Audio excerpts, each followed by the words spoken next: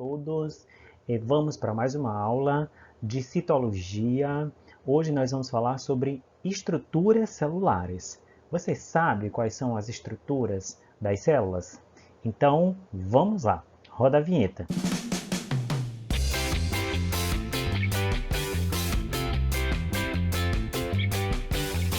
Olá, então vamos para mais uma aula de biologia com o Prof. Juni no canal Bio10.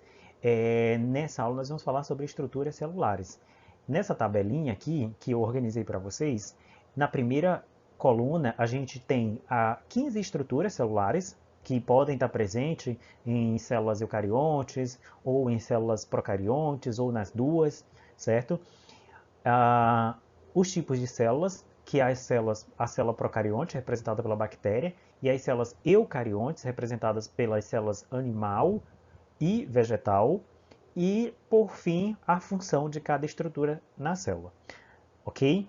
Então, as 15 estruturas que eu listei são essas: parede celular, membrana celular, citoplasma, núcleo, material genético, que é o DNA, plasmídio, os ribossomos, complexo de Golgi, retículo endoplasmático liso e rugoso, lisossomos, peroxissomos, mitocôndria, cloroplasto e centríolos. Existem outras estruturas ainda também, mas eu dei preferência por listar essas aqui, que eu acredito que são as que mais são cobradas em provas, em questões, e o foco maior é para essas estruturas. Então vamos lá. A parede celular está presente na bactéria e na célula vegetal. Não existe parede celular na célula animal. Qual a principal função? Ela protege e dá forma à célula. Então, mesmo quando a célula morre, a parede celular ela mantém lá o seu formato, o formato da célula, tá? Então, ela é bem rígida e por isso que a célula morta, ela ainda permanece lá o formato da célula. Ela é permeável. A membrana celular está presente nos 3 tipos de células. Nós vimos na aula anterior que existem algumas estruturas que são comuns às células eucariontes, que é a membrana celular, o citoplasma e o núcleo. Tá? Então, essa estrutura ela também está presente nas células eucariontes e nas procariontes. A função dela é delimitar o meio externo do meio interno. Então, ela serve de barreira, tá? Isso também possibilita a troca de substâncias e ela tem uma função semipermeável, ou seja, ela deixa passar algumas substâncias, mas não deixa passar outras. Ela faz uma seleção daquilo que entra e o que sai da célula. O citoplasma também está presente nos 3 tipos de células e a principal função é preencher o interior da célula, onde ficam as organelas, e é o principal responsável pelo metabolismo celular. Então, é uma substância gelatinosa, parecido com um gel, tá?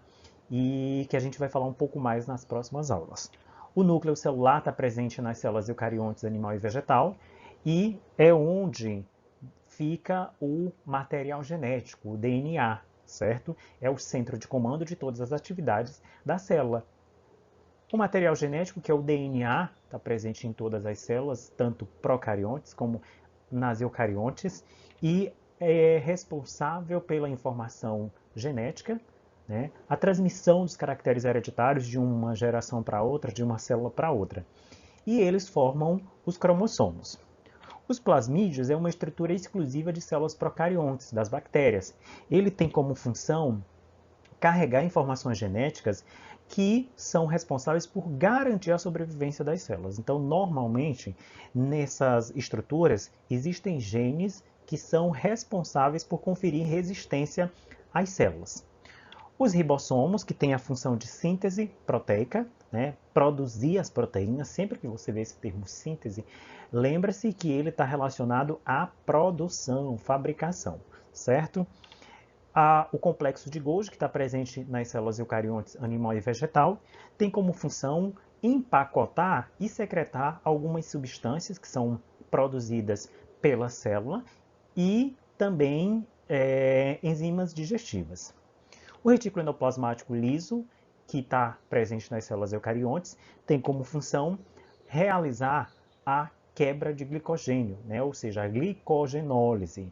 Também realiza a síntese de fosfolipídios de lipídios, de colesterol e de peroxissomos e realiza a detoxicação da célula, ou seja, desintoxica a célula quando essa está, né, sofrendo ações de substâncias que são prejudiciais.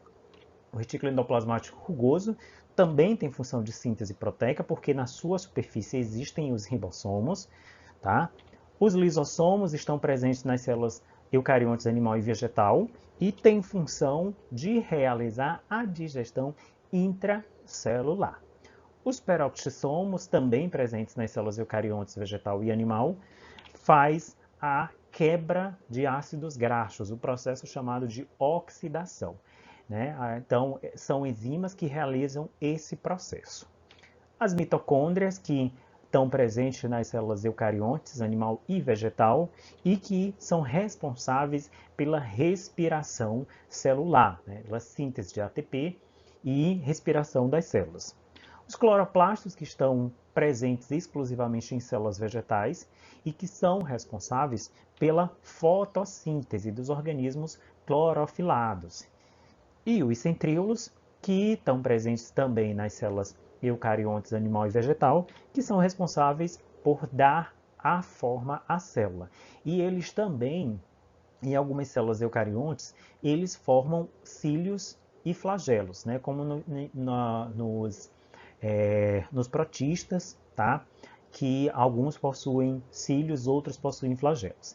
Pessoal, aqui são as principais estruturas dessas células. Nesse meio aqui ficou os organismos eucariontes protoctistas e os fungos, tá? Mas, como eu falei para vocês, a gente focou nessas aqui porque são as mais cobradas em provas, certo? Então, dessas estruturas, quais estão presentes nos 3 tipos de células? Membrana celular, citoplasma, material genético e ribossomos. Então, essas 4 estruturas, elas se encontram presentes em todos os tipos celulares. Algumas apenas em umas ou em outras, ok? Como é o caso de plasmídio, que é exclusivo de bactérias, e de cloroplasto, que é exclusivo de células vegetais. Então, é isso. Espero que tenham gostado. E quem gostou, curte, se inscreve